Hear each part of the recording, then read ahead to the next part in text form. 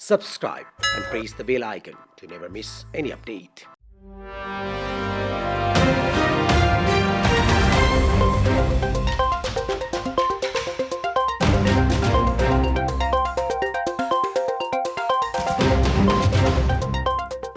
नमस्कार, यो हो इनसाइड स्टोरी अनि म हुँ राजेन्द्र भट्ट। तपाईहरु हेरिरहनु भएको छ canada.nepal.com क्यानाडा नेपाल युट्युब च्यानललाई। हामी विश्वको जुनसुकै कुनामा बसे पनि एक पटकको नेपाली सधैँको नेपाली। आज लगभग यो सिङ्गो पृथ्वी नै एउटा गाउँ जस्तो भइसकेको छ। 15-20 घण्टामा हामी यो ठाउँबाट अर्को ठाउँमा पुग्छौँ, टाढा भन्दा टाढा पनि। हुन त यतिखेर अन्तरिक्षमा बस्ती बसाउने कुरा चलिरहेको छ। नेपालबाट अमेरिका जाने कुरा गर्नु कुन नौलो कुरा भयो र। प्रविधि विज्ञानले हामीलाई यो संसारसँग यति नजिक बनाइदिएको छ कि America, Australia, Japan, Africa, Russia जहाँ बसे पनि हामी हाम्रो देशसँग हरदम जोडिने रहेका छौं। आजको इनसाइड स्टोरीमा मैले तिनै नेपाल बाहिर छरिएर बस्नुभएका गैरआवासी नेपालीहरूको संगठन एनआरएनए को विषयलाई लिएर आएको छु। यहाँहरूले विभिन्न सञ्चार माध्यम एवं हाम्रै सञ्चार माध्यममा पनि पटक पटक हेर्नु भएको होला, सुन्नु भएको होला, पढ्नु भएको होला। गत अक्टोबरमा हुनुपर्ने निर्वाचन र विश्व सम्मेलन अहिलेसम्म भएको छैन। मुख्य समस्या हो 2021 मा गरिएको विधान सभा। विधानसभामा 65%, 25% र 10% को जुन प्रावधान राखियो यो नै अहिलेको समस्या हो। झन् त्यसमाथि निर्वाचन सम्पन्न भइसकेपछि पनि सदस्यता वितरण गर्ने र डेलिगेट्स बनाउने समस्या झन् जटिल छ। प्रविधिले मानिसलाई धेरै टाढा पुर्यायो, धेरै सफल पनि बनायो, तर त्यही प्रविधिलाई प्रयोग गरेर गलत काम पनि भयो, गलत मनसायहरू सफल पनि भए। त्यस्तै भयो यसपटक गैरआवासी नेपाली सङ्घमा। जुन सिस्टमलाई उहाँहरूले डेभलप गर्नुभयो, जुन सिस्टमको लागि लाखौं रुपैयाँ खर्च गर्नुभयो, त्यही सिस्टमभित्र गैर कानुनी तरिकाबाट मनोमानी भयो। यहाँहरूलाई अवगत नै छ, जापानमा भएको निर्वाचनमा गरिएको गलत कारणले अहिले नेपालको साइबर ब्युरो क्राइम ब्रान्चले अध्यक्ष लगायत महासचिव उपाध्यक्षहरूलाई पत्र काटिसकेको छ बयान दिनको लागि। कोषाध्यक्ष पनि हुनुहुन्छ त्यसमा, किनकि कोषाध्यक्ष स्वयं जापानबाट हुनुहुन्छ महेश श्रेष्ठ। उहाँहरू उपस्थित हुनुभएको छैन, बरु उहाँहरू त्यो पत्र काट्नुभन्दा पहिले यो देश छोडेर जानुभयो। अहिले अध्यक्ष युक्रेनमा भएको युद्धले गर्दा असर परेका नेपालीहरूलाई सहयोग गर्न भन्दै छिमेकी मुलुकमा पुगिरहनु भएको छ। त्यो विषयमा हामी पछि कुराकानी गरौँला। आज म तपाईहरुलाई भन्न चाहिरहेको विषय यो हो कि किन निर्वाचन हुन सक्दैन। पहिलो कुरो, जब वर्तमान कार्य समितिले निर्वाचन गर्न नसकेपछि उसलाई 6 महिनाको अवधि थपियो, जुन विधान सम्मत नै थियो। त्यो 6 महिनाको अवधिभित्र पनि निर्वाचन हुने सम्भावना निकै कम देखिएपछि प्रमुख संरक्षक पूर्व अध्यक्ष डाक्टर शेष खलेको नेतृत्वमा एउटा उच्च स्तरीय कमिटी बनाइयो, जसलाई परराष्ट्र मन्त्रालयले मान्यता दियो र निर्वाचन र विश्व सम्मेलन गर्ने जिम्मा पनि दियो।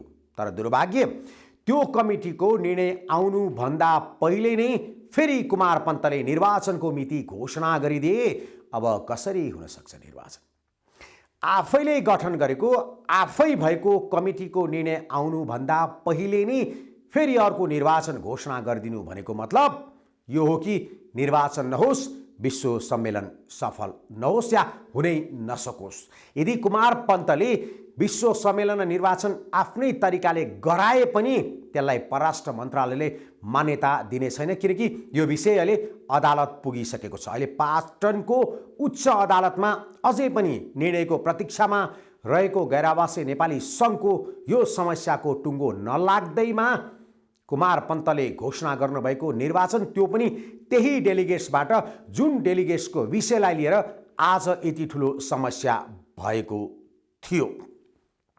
एकतिर उच्च स्तरीय कमिटी, अर्कोतिर वर्तमान कार्य समिति, दुवैतिर भिडन्त भइरहेको छ। अहिले डाक्टर शेषकाले पनि काठमाडौँमा हुनुहुन्छ, अन्य गैर आवासीय नेपालीहरू पनि हुनुहुन्छ, सोनाम लामा उपाध्यक्ष पनि हुनुहुन्छ। तर अध्यक्ष कुमार पन्त, महासचिव डाक्टर हेमराज शर्मा, सचिव गौरी जोशी, त्यस्तै गरेर कोषाध्यक्ष महेश श्रेष्ठ, त्यस्तै गरेर अध्यक्षका उम्मेदवार बद्री केसी भने नेपालमा हुनुहुन्न।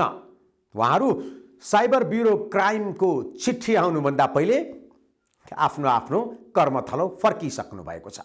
यो विषयमा कुराकानी होला, तर म आज तपाईहरुलाई भन्न चाहिरहेको विषय यो हो कि निर्वाचन हुँदैन, हुन सम्भव छैन, किनकि संस्थापन पक्ष एकतिर छ भने अर्को पक्ष एकतिर छ। वर्तमान अध्यक्ष कुमार पन्तले आउँदो 21-22 मार्चमा गराउने भनिएको गैरआवासीय नेपाली सङ्घ एनआरएनए को चुनाव यस पटक पनि नहुने स्पष्ट सङ्केतहरू देखिएका छन्। एनआरएनएका अध्यक्ष कुमार पन्तको दबावमा निर्वाचन समितिले पटक पटक चुनावको मिति तोके पनि चुनाव गराउन असमर्थ हुँदै आएको छ। यसको मुख्य कारण गएको झन्डै 7 महिनादेखि डेलिगेट्स प्रतिनिधि सम्बन्धी विवाद समाधान गर्न नसक्नु। के हो डेलिगेट्स विवाद? वर्तमान कार्य समितिले दिएको डेलिगेट्स इतर पक्षले चित्त बुझाएन। त्यति मात्र होइन, उच्च स्तरीय कमिटीले उपाध्यक्ष सोनाम लामालाई जिम्मा लगायो। उनले करिब 900 जना सदस्यहरू गैर कानुनी तरिकाबाट डेलिगेट्स बनाइएको प्रमाण सहित निकाल्यो। त्यो एउटा विवाद छ। अर्को विवाद भनेको निर्वाचित एनसीसीहरूले पठाउनु पर्ने डेलिगेट पूर्व पदाधिकारीहरूले अथवा पूर्व कार्य समितिले पठाउने निर्णय जुन गएको 2021 को विधानमा गरियो, त्यही समस्याको जड हो। गत जनवरी 2021 मा सम्पन्न विशेष महाधिवेशनमा 9 महाधिवेशनले दिएको म्यान्डेट विपरीत विधान संशोधन प्रस्ताव नेतृत्व र सीमित पदाधिकारीहरूले जबरजस्ती पारित भएको घोषणा गरेपछि सङ्घमा विवाद चुलिएको हो। सङ्घको नेतृत्वले विधान संशोधनलाई आफू खुसी तय गर्दै भर्चुअल महाधिवेशनमा पेश गर्ने र सीमित व्यक्तिहरूको सहमतिमा पारित भएको घोषणा गरेपछि सङ्घ स्पष्ट रूपमा दुई धारमा विभाजित भयो। सङ्घकै केही पदाधिकारी र सदस्यहरूले उति बेलै परराष्ट्र मन्त्रालयमा विधान विपरीतका एजेन्डा विशेष महाधिवेशनमा समावेश गर्न खोजिएको भन्दै उजुरी गरेका थिए।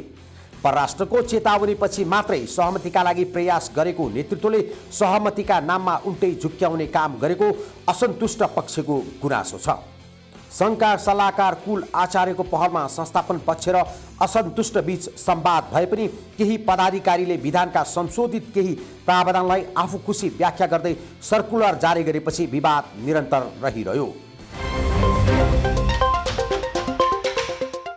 विधानका अप्राकृतिक प्रावधान मुख्य जड नै यही हो। यसको नेतृत्वकर्ता हुन् वर्तमान महासचिव डाक्टर हेमराज शर्मा।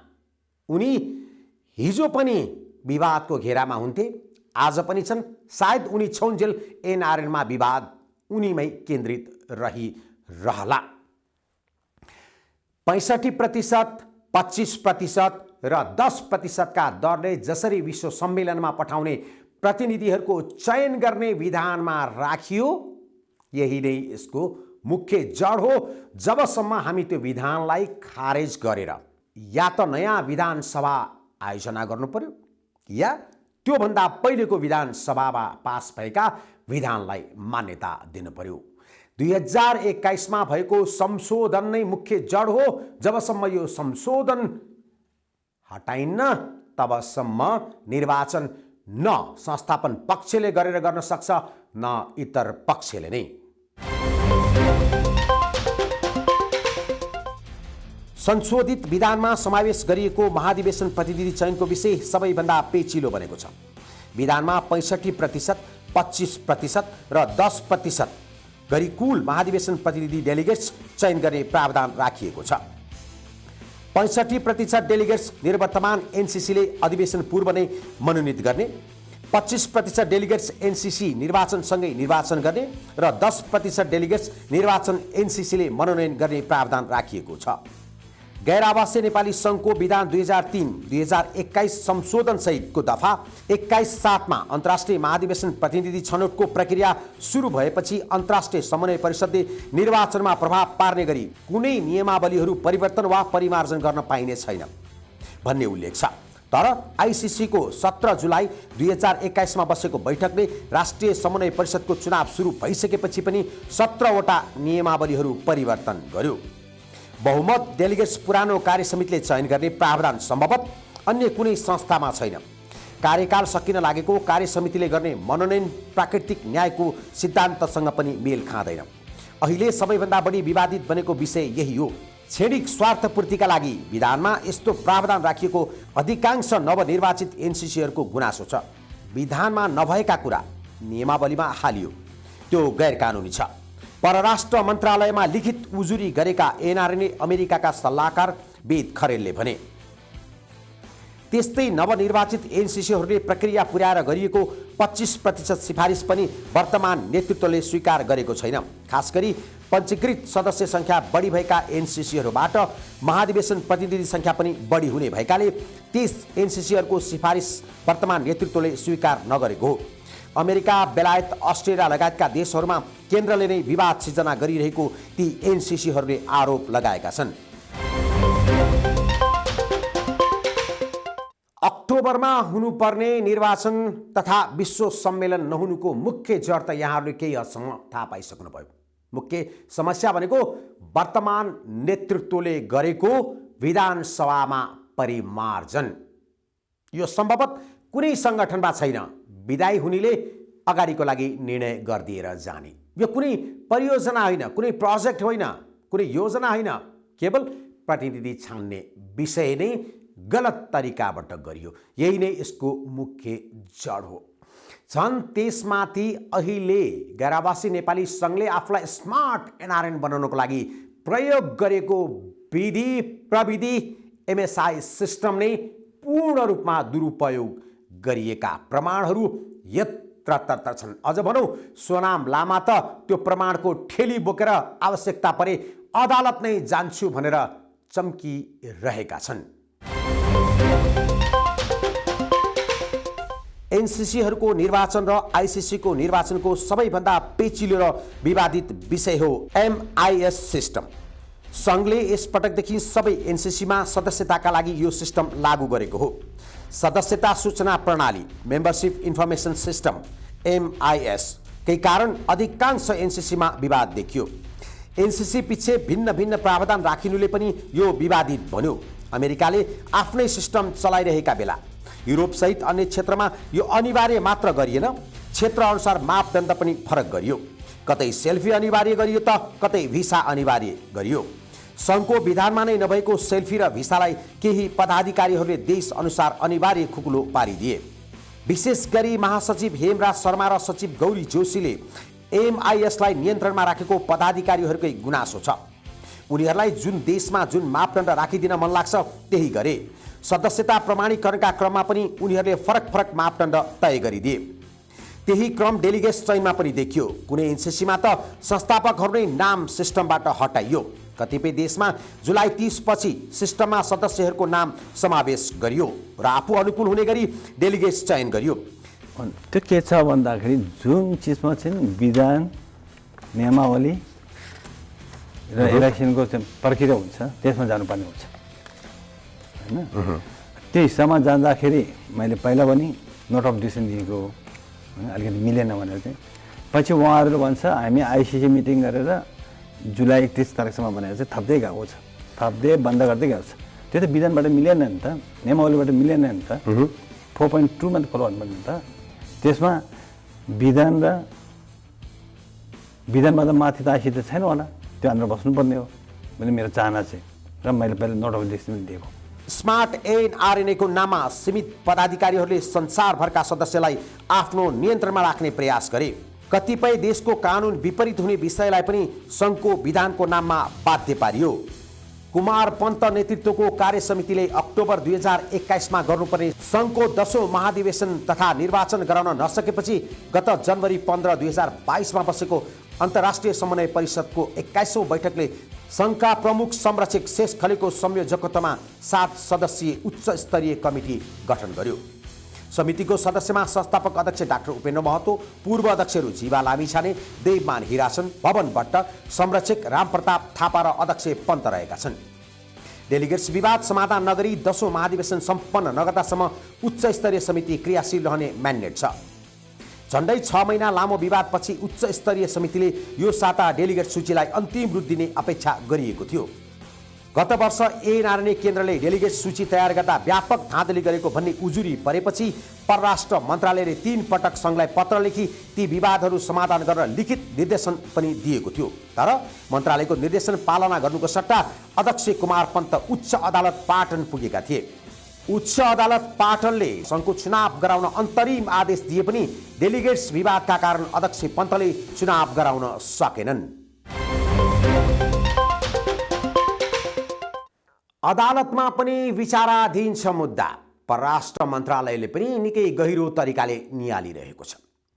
करिब 65वटा देशमा निर्वाचन भयो, अधिवेशन भयो, नयाँ कार्यसमिति आए। त्यसमध्ये 46वटा एनसिसीहरू पनि निकै गम्भीरतापूर्वक यो घटनालाई हेरिरहेका छन्। यस्तो बेलामा अचानक अध्यक्ष कुमार पन्तले घोषणा गर्नुभएको निर्वाचन कसरी सम्भव होला? यो त केवल अदालतलाई गुमराह गर्ने र दोष अरूलाई थोपार्ने मात्रै देखिन्छ। मैले धेरै पटक भनेको छु, यो चुनाव हुन सम्भव छैन। त्यसमाथि यो कार्यसमितिले त झनै सम्भव छैन। समस्याको मुख्य जड डेलिगेट्स कुमार पन्तको मौनता अनि एकोरो निर्णय अनि डाक्टर हेमराज शर्माको फरक अभिव्यक्ति यति मात्र होइन। मिटिङमा एउटा हुन्छ, माइनेट बुकमा अर्कै लेखिन्छ, पास अर्कै गर्छ। कसरी? यस्तो अवस्थामा गैर आवासीय नेपाली सङ्घको चुनाव अथवा विश्व सम्मेलन हुनै सक्दैन। यो त केवल अदालतलाई गुमराह पार्ने र अरूलाई झुक्क्याउने र साधारण सदस्यहरूले तिरेको पैसामा मनोमानी गर्ने मात्र हुन सक्छ। चुनाव गराउन नसकेका कारण उच्च अदालत पाटनमा अब हुने सुनवाईमा अदालतले काम चलाउ अध्यक्ष पन्तले दायर गरेको रिट खारेज गरिदिने प्रबल सम्भावना रहेको बताइएको छ। त्यसैले अदालतलाई गुमराह गर्न विवादित डेलिगेट सूची निर्वाचन समितिलाई पठाउनुका साथै अध्यक्ष पन्तले समितिलाई दबाब दिई मार्च महिनामा चुनाव गराउने सूचना प्रकाश गर्न लगाएका छन्। यसअघि विवादित सूचीका आधारमा चुनाव गराउन अध्यक्ष कुमार पन्तले दबाब दिएपछि निर्वाचन समितिका प्रमुख तथा नेपाल बार एसोसिएसनका महासचिव लीलामणि पौडेलले समितिबाटै राजीनामा दिएका थिए। उच्च स्तरीय समितिले डेलिगेट सूचीलाई अन्तिम रूप दिन काम गरिरहेको छ। तर आफै सदस्य रहेको उच्च स्तरीय समितिको अपमान गर्दै एकपक्षीय सूची निर्वाचन समितिलाई पठाएर काम चलाउ अध्यक्ष पन्तले सङ्घलाई जबरजस्ती विभाजनतर्फ धकेलिरहेको अभियन्ताहरूले आरोप लगाएका छन्। यसैबीच झण्डै 70% मतदाताहरू रहेका America, UK, Canada, Australia, Germany लगायतका एनसिसीहरूले केन्द्रलाई बुझाउनु पर्ने सदस्यता शुल्क बुझाएका छैनन्। उनीहरूले आफूहरूले पठाएको डेलिगेट सूचीलाई जस्ताको तस्तै मान्यता नदिएसम्म आफूहरूले शुल्क नबुझाउने बताएका छन्। यसरी एनसिसीहरूले शुल्क नबुझाएको डेलिगेट्स बारे अझैसम्म सहमति नभएको, एमआइएस प्रणालीबारे गम्भीर प्रश्न उठेको र एनसिसीहरूले नै सेल्फी विधिको विरोध गरिरहेकाले मार्च 21-22मा पनि चुनाव हुने कुनै सम्भावना देखिँदैन। यस्तो छ अवस्था। विश्वको जुनसुकै कुनामा गए पनि, जति नै ज्ञान हासिल गरे पनि एक पटकको नेपाली सधैँको नेपाली। बानी बेहोरा त उही हो, केही नहुने रहेछ। जति ठुलो युनिभर्सिटीमा पढे पनि जे गरे पनि भन्ने गुनासो यतिसम्म आइसकेको छ। डाक्टर उपेन्द्र महतो संस्थापक अध्यक्षज्यू, पूर्व अध्यक्ष जीवा लामिछाने, वर्तमान महासचिव डाक्टर हेमराज शर्मा नै आजको यो समस्याका मुख्य योजनाकार हुन्। उहाँहरू कुनै पनि हालतमा गैर आवासीय नेपाली सङ्घ अरू कसैको मातहतमा जाओस्, वा अर्को कोही व्यक्ति नेतृत्वमा आओस् चाहनुहुन्न। जसरी भए पनि आफ्नै मान्छे नेतृत्वमा आउनुपर्छ भन्ने भएकै कारणले यी सबै त्रिगुणमहरू अपनाएका हुन्। यो यसपालि हामी हुन दिन्नौँ भन्नेहरू पनि धेरै हुनुहुन्छ। कतिले त यो रसियन सिन्डिकेट पनि भन्नुहुन्छ, त्यो त उहाँहरूलाई नै थाहा होला। अहिले एकतर्फ कुल आचार्य छन् भने अर्कोतर्फ बद्री केसी छन्। संस्थापन पक्षको तर्फबाट बद्री केसी भने इतर पक्षबाट कुल आचार्य। कुल आचार्य योभन्दा अगाडि पनि अध्यक्षका उम्मेदवार रहिसकेका छन्। निर्वाचन त यो तरिकाबाट हुँदैन। कुमार पन्तले घोषणा गरेको मिति र कुमार पन्तले पुरानो डेलिगेट्सको लिस्ट निर्वाचन कमिटीलाई दिनु नै मुख्य अर्को समस्या सिर्जना गर्नु हो। आफै सदस्य भएको उच्च स्तरीय कमिटीको निर्णयलाई बेवास्ता गर्दै अपमान गर्दै निर्वाचन घोषणा गर्नुको अर्थ के हो भने यो समस्या समाधान होस् भन्ने होइन, यो समस्या समाधान हुनुको सट्टा अझ चर्किँदै जाओस्, अझ चर्कदै जाओस्, अझै चर्कदै जाओस्। हुँदैन। अब यसको अन्तिम निर्णय भनेको परराष्ट्र मन्त्रालयले दिएको आदेश पालना गर्नु, उच्च स्तरीय कमिटीले दिएको निर्णयलाई पालना गरेर विश्व सम्मेलन र निर्वाचन डाक्टर शेष खलेको नेतृत्वमा हुनु बाहेक अर्को कुनै विकल्प छैन। यता डाक्टर उपेन्द्र महतो, जीवा लामिछाने यो पटक्कै मान्ने पक्षमा छैनन्। झन् डाक्टर हेमराज शर्माको हरेक अभिव्यक्ति बलेको आगोमा घिउ थप्ने काम गरिरहेको छ। हुन त उहाँलाई गर्व लाग्छ यो कुरामा। उहाँ आफै भन्नुहुन्छ, खुरापात गर्न नजाने त एनआरएनमा टिकिन्न। हौ प्रभु, के को लागि खुरापात गर्ने, के को लागि खुरापाती गर्ने, पाउने के? यो त सामाजिक सङ्गठन हो। हामी त यसो भन्छौँ नि, नबुझ्नेहरू। तर उहाँहरूलाई थाहा छ यहाँबाट के पाइन्छ। त्यही पाइन्छ र तैती मरी हत्या गर्न भएको छ। नत्र भने स्वतन्त्रतापूर्वक सामाजिक सङ्गठनलाई छोड्नुको सट्टा प्रवासमा बस्ने नेपालीहरूको लगानीको लागि बनेको कमिटी अध्यक्षको डाक्टर उपेन्द्र महतो अनि परोपकारी कार्यको लागि अर्को पनि सङ्गठन खडा भइसकेको छ, त्यो पनि पूर्व अध्यक्ष जीवा लामिछानेको नेतृत्वमा। वास्तवमा अब यो एनआरएन केहीको लागि पनि काम छैन। अब एउटै काम छ, त्यो नागरिकताको निरन्तरता मात्रै। त्यो पनि संविधानमा उल्लेख भइसकेको छ। केवल नियमावली मात्र बन्न बाँकी छन्, केही सुधारका काम मात्रै बाँकी छन्। बिस्तारै बिस्तारै एनआरएन खोक्रो भइसक्यो, एनआरएनलाई खोक्रो पारिसक्यो। आर्थिक घोटालाको त कुरै नगरौँ, त्यहाँ पस्यो भने फेरि अर्को भवसागरमा पुगिन्छ। म छु साँच्ची केही हदसम्म। म त भन्छु यो पटक संस्थापन पक्षले भनेको हुँदैन। स्वतन्त्रपूर्वक गर्नुपर्छ, स्वतन्त्रपूर्वक नै हुनुपर्छ। हस्, आजको लागि यति। फेरि त्यस्तै नयाँ अपडेट दिने नै छु। म हुँ राजेन्द्र भट्ट, यो इनसाइड स्टोरी। अनि तपाईँहरू हेर्दै हुनुहुन्छ क्यानाडा नेपाल। हामीलाई हेर्दै गर्नुहोस्, माया गर्नुहोस्, लाइक गर्नुहोस्, सेयर गर्नुहोस्, सब्सक्राइब गर्नुहोस् अनि कमेन्ट गर्नुहोस् है त। नमस्ते।